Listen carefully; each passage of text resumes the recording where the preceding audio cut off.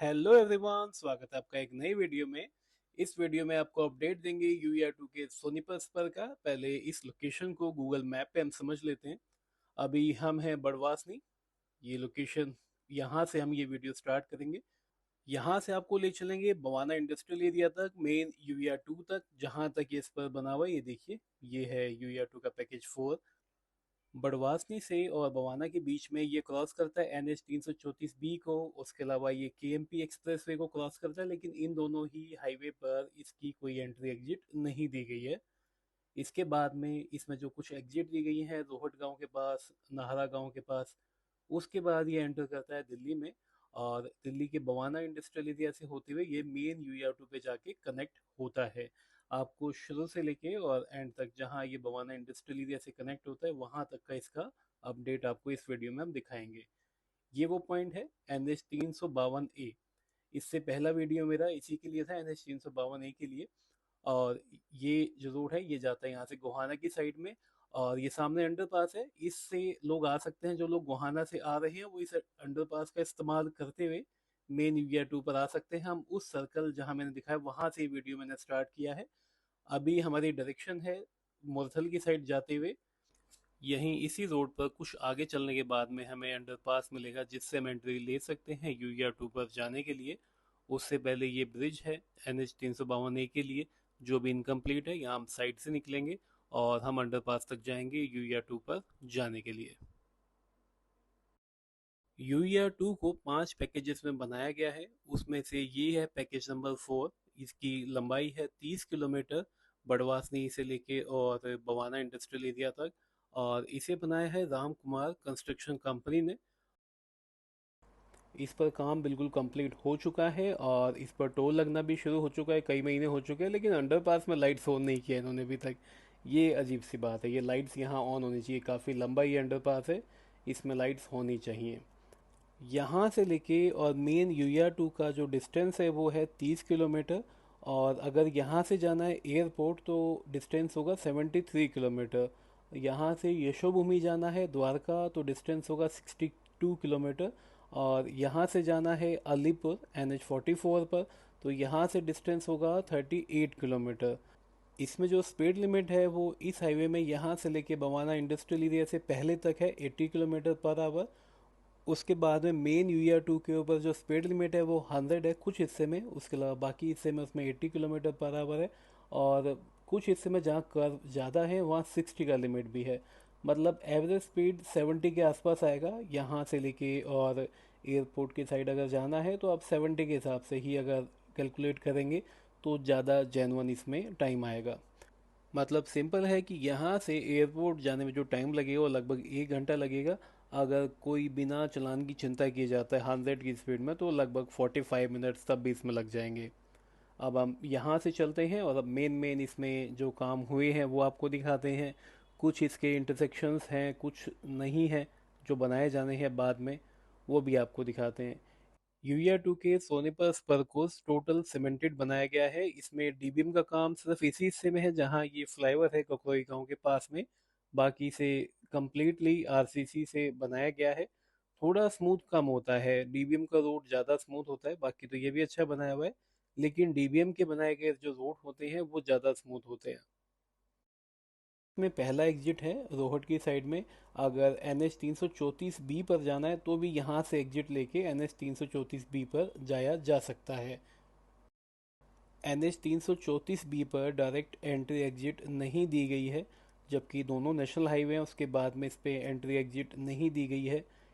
NH 334B से आगे चलने के बाद KMP कुंडली मानेसर पलवल एक्सप्रेसवे, यहाँ पर भी एंट्री एग्जिट नहीं दी गई है।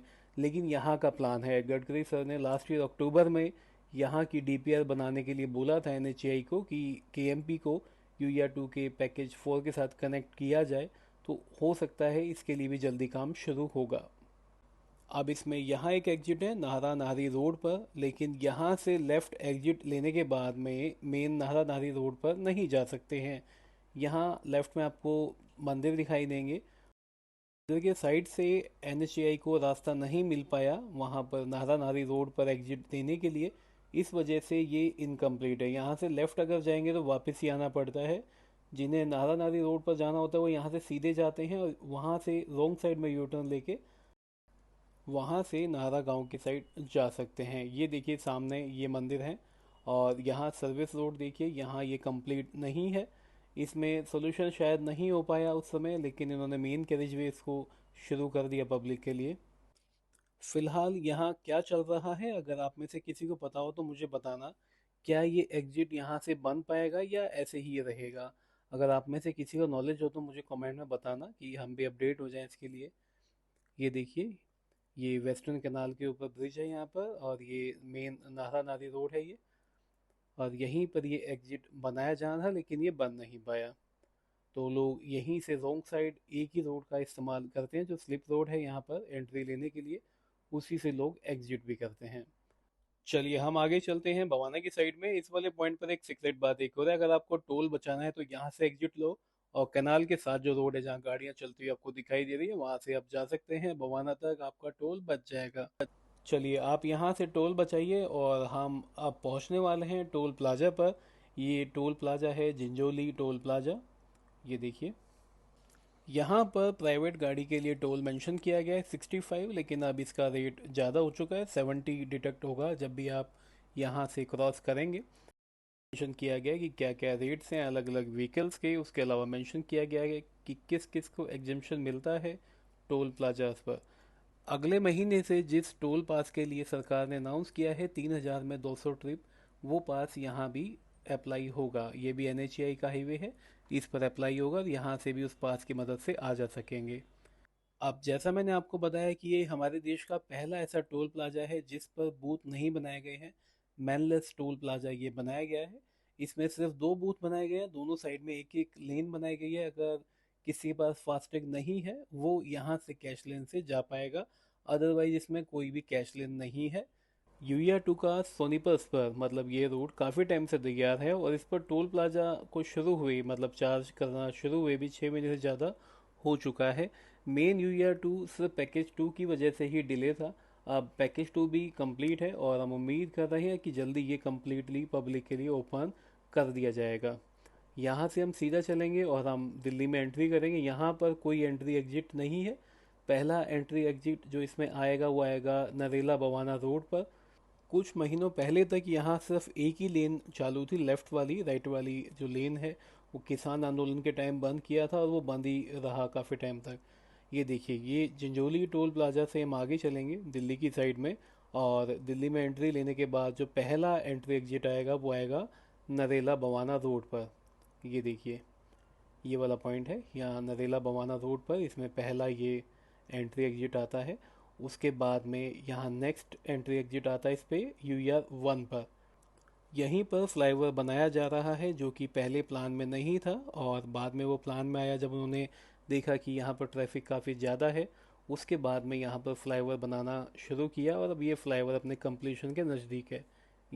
ये देखिए, ये फ्लाईओवर बनाया गया है UR1 के ऊपर से। UR1 कनेक्ट करता है NH44 को बवाना सिटी के साथ में। यहाँ से अभी हम आए हैं और ये सामने आप जो देख रहे हैं ये सब है बवाना इंडस्ट्रियल एरिया, सेक्टर 2 और सेक्टर 1। और यहीं से ये फ्लाईओवर बवाना इंडस्ट्रियल एरिया में एंटर करेगा।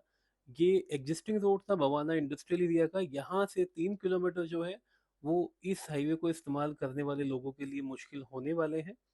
आप देख सकते हैं कितना कंजेस्टेड है इंडस्ट्रियल एरिया।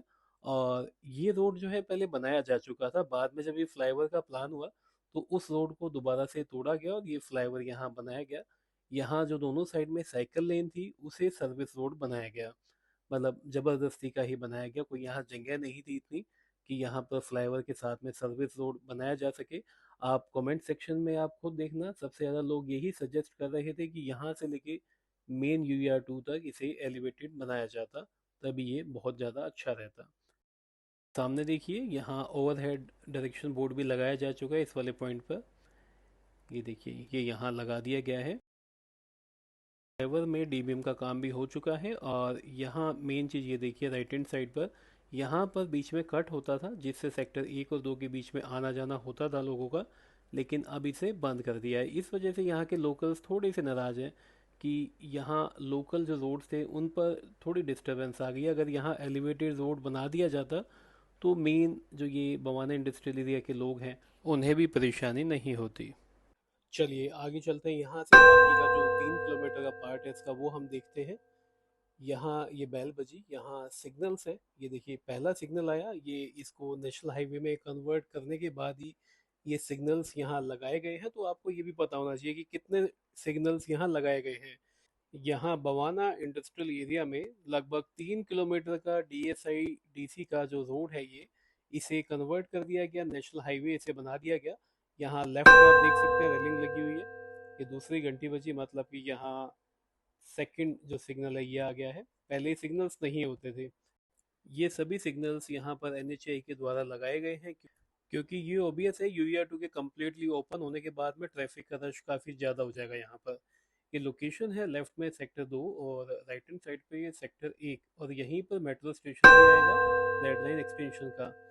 दोबारा से बेल बजी, मतलब एक और सिग्नल। ये लोकेशन है, इसे हम बोलते हैं बड़ा गोल चक्कर, और ये बिल्कुल मिडल में है, सेक्टर 1, 2, 3, 4, बस सभी सेक्टर्स के बिल्कुल मिडल में है ये। और यहाँ से हम सीधा चलेंगे मेन यूआर 2 की साइड में। अब हमारे लेफ्ट में है सेक्टर 4 और राइट हैंड साइड पे है सेक्टर 3। यहाँ भी एक स्टेशन बनाया जाएगा।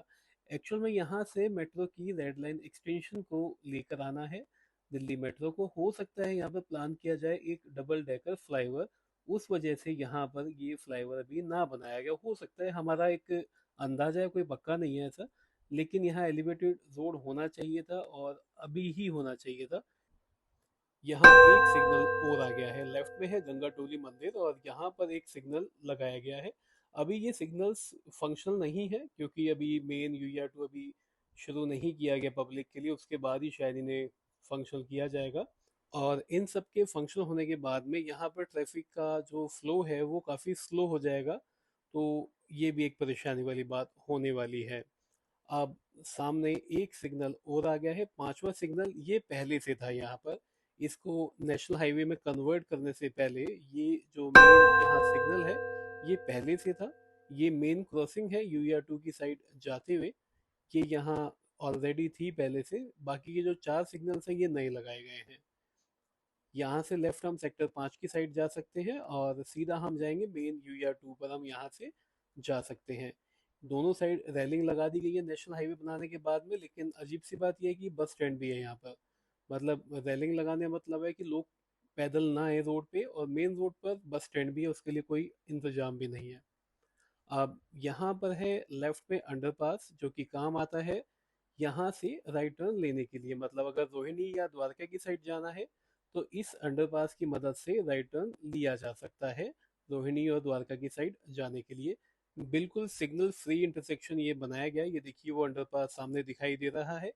इस अंडरपास से एग्जिट लेने के बाद में ऑप्शन आएगा कि चाहे तो सर्विस रोड में जा सकते हैं, चाहे मेन कैरिजवे में जा सकते हैं द्वारका की साइड जाने के लिए। अंडरपास के साथ साथ यहाँ एक फ्लाईओवर भी बनाया गया है। जो लोग आएंगे NH 44 की साइड से और जिन्हें Bawana industrial area, Bawana city या सोनीपत की साइड जाना है, वो लोग इस फ्लाईओवर का इस्तेमाल करते हुए राइट टर्न लेके सीधे जा सकते हैं। यहाँ से बिल्कुल सिग्नल फ्री इन्होंने बना दिया है। बाकी जो मिडिल वाला पार्ट है बस वही थोड़ा परेशान करेगा, लेकिन उसके भी कुछ ना कुछ सॉल्यूशन सरकार जल्दी ही निकालेगी। अब इस वीडियो को यही एंड करेंगे। हम आपको ले आए हैं बड़वासनी से लेके इस पॉइंट तक, वो है 30 किलोमीटर, और यहाँ से अगर एयरपोर्ट जाना है तो 43 किलोमीटर है, और यहाँ से द्वारका यशोवी भी जाना है तो डिस्टेंस है 32 किलोमीटर। और इस वाली डायरेक्शन में अगर सीधा हम जाएंगे तो NH 44 पहुँच सकते हैं बकोली, जो यहाँ से लगभग है 8 किलोमीटर की दूरी पे। आप वीडियो को यहाँ तक देखने के लिए आपका बहुत बहुत धन्यवाद। आपके कमेंट्स का वेट रहेगा। वीडियो कैसा लगा ये मुझे बताना, अपने सजेशंस आप देते रहना। जल्दी मिलते हैं आपसे नई वीडियो में। Thank you, thanks for watching.